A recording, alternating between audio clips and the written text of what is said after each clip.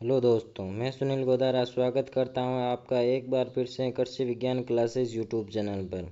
जैसा कि आज हम जो हमारी एक सब्जेक्ट है पर्सनालिटी डेवलपमेंट, उसका पार्ट 2 रहने वाला है। इस क्लास में हम अप्रोच और मास्लो के सिद्धांत यानी थ्योरी के बारे में जानेंगे कि इस थ्योरी में मास्लो ने क्या क्या समझाया है। ये सब हम आज की क्लास में जानेंगे। और इससे पहले यदि आप इस चैनल पर नए हैं और आपने अभी तक चैनल को सब्सक्राइब नहीं किया है तो चैनल को सब्सक्राइब कर दें और बेल आइकन को प्रेस कर दें और वीडियो को लाइक और अपने दोस्तों से भी शेयर करें ताकि वह भी जो ये पर्सनालिटी डेवलपमेंट है इसकी क्लासें ले सके और इसके नोट्स भी बनाकर उन्हें याद कर सके, जिससे आपका जो सेकंड सेमेस्टर के पेपर है वह अच्छे हों और आपके सेकंड सेमेस्टर की ओजी भी बेहतर हो। आज का टॉपिक है मानवतावादी दृष्टिकोण और मास्लो के आत्म वास्तविकता का सिद्धांत। इसमें मानवतावादी दृष्टिकोण से हम जो ये मास्लो का जो ये थ्योरी सिद्धांत है इसका परिचय हम देखते हैं। मनोविज्ञान में मानवतावादी दृष्टिकोण व्यक्ति के व्यक्तिगत विकास और आत्म जागरूकता और स्वतंत्र इच्छा पर जोर देता है।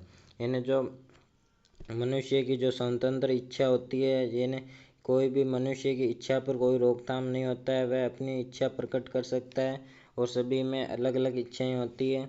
ये मानव प्रकृति के सकारात्मक पहलुओं और स्वपूर्णता यानी सेल्फ फुलफिलमेंट प्राप्त करने की क्षमता पर केंद्रित होता है। ये इसका जो मास्लो का सिद्धांत था उसका परिचय हो गया। अब हम जो मानवतावादी दृष्टिकोण है उसकी कुछ प्रमुख विशेषताएं हैं। जैसे ये जो मानवतावादी दृष्टिकोण यानी जो मास्लो का जो सिद्धांत है ये मानता है कि इंसान अपने निर्णय स्वयं लेने में सक्षम होता है। यानी जो मानव होता है वह सेल्फ डिसीजन ले सकता है, यानी स्वयं के निर्णय अपनी जो लाइफ है उसमें स्वयं के जो डिसीजन है वह स्वयं ले सकता है, उसमें दूसरे की आवश्यकता नहीं होती है। दूसरा है व्यक्ति की आंतरिक क्षमताएं और आत्मविकास पर जोर देता है। यानी जो व्यक्ति होता है वह अपनी जो खुद का विकास पर जोर देता है, जैसे फोकस ऑन पर्सनल ग्रोथ यानी खुद की वृद्धि और विकास पर आत्म विकास और पर जोर देता है।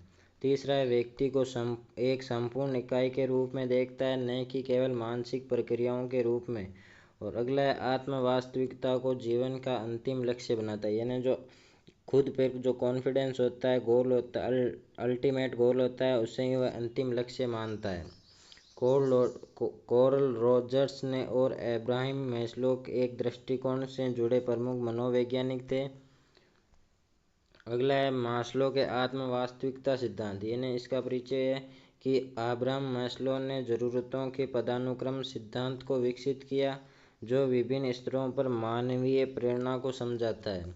यानी जो मैस्लो वैज्ञानिकता की आवश्यकताओं का पदानुक्रम, यानी मैस्लो ने कहा कि मानव आवश्यकता एक श्रेणीबद्ध रूप से व्यवस्थित होती है जो मूलभूत शारीरिक आवश्यकताओं में आत्म वास्तविकता तक जाती है। ये जो मास्लो का नियम है ये मोस्ट है, आपको पेपर में भी पूछा जा सकता है। जो मैस्लो का की आवश्यकताओं के 5 स्तर हैं, जिनमें पहला स्तर है शारीरिक आवश्यकताएं। यानी जो फिजियोलॉजिकल नीड होती है, जैसे मौलिक जीवन रक्षक आवश्यकताएं जैसे भोजन, पानी, हवा, नींद और आश्रय। यानी मनुष्य को इन चीज़ों की जो शारीरिक आवश्यकताएं होती है ये होती है।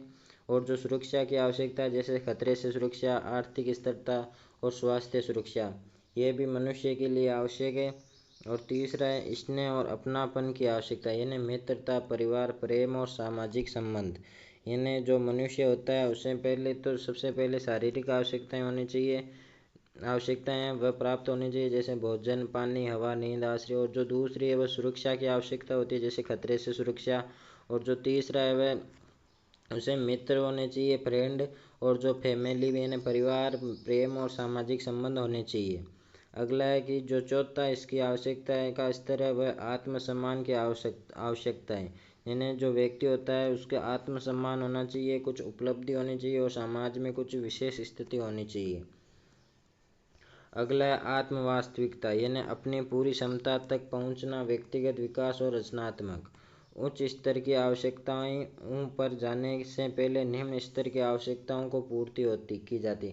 इन्हें ऐसे समझें कि इसको किसी पे छत पे जाने के लिए हमें नीचे की जो सीढ़ी होती है उससे चढ़ते हुए जाना पड़ेगा।